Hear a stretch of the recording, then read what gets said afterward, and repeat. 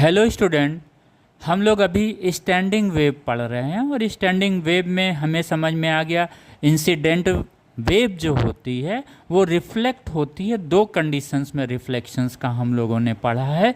पहला कंडीशंस है वो जो बाउंड्री होगा जहाँ पे जिस मीडियम में वो रिफ्लेक्ट कर रही है या जिस मीडियम में इंसिडेंट करता है या जिस मीडियम में वेव मूव कर रहा है उस मीडियम का जो बाउंड्री होता है, बाउंड्री मतलब लास्ट जो इसका एंड होता है, अगर वो ओपन या फ्री बाउंड्री है तो जो नॉट्स बनते हैं इसको हम लोग समझते हैं, right.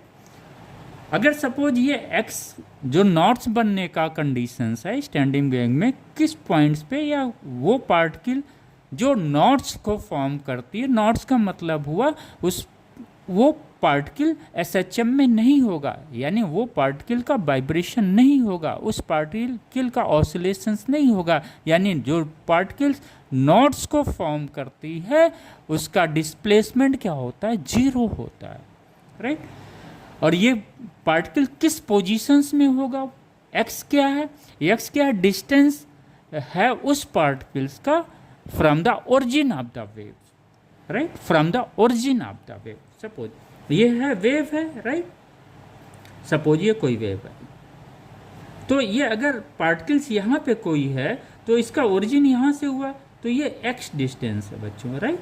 This is the position, positions क्या है, this is the distance from the, this is the distance of particle from the origin, यानी ओरिजिन से एक्स डिस्टेंस पे है, वही तो पोजीशन बताता है, इसकी वैल्यू ये आती।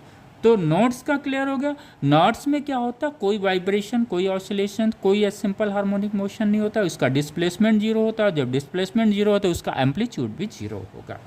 तो क्लियर होगा। तो इसको आप थोड़ा याद जरूर कर लीजिएगा, x equal to 2p-1 lambda by 4।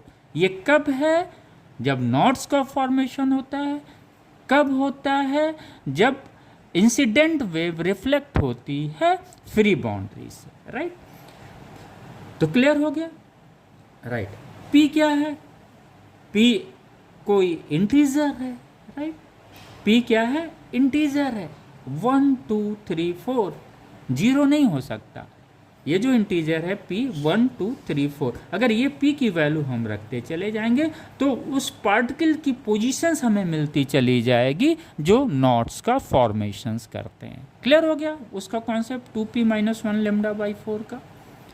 तो ये यानी अगर हम वैल्यू रखते चले जाएंगे तो हमें ये वैल्यू मिलेगा, x equal to lambda by 4, 3 lambda by 4, 5 lambda by 4। इस